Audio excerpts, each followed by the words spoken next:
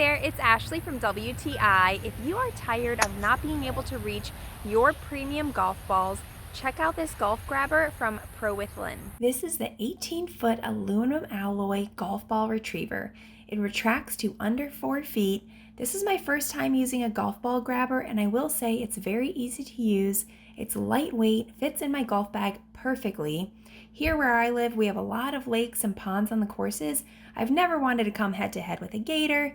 The 18-foot distance ensures I can retrieve my ball safely from those bodies of water. It's also very handy for when your golf ball ends up in an awkward position, in the bushes, or just somewhere you don't want to reach. An easy twist and lock design helps you to achieve the exact length you want.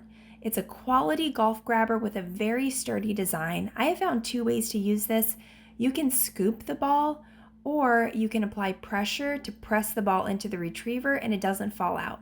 Also, if you have back problems, this is a great tool to have to reduce bending over.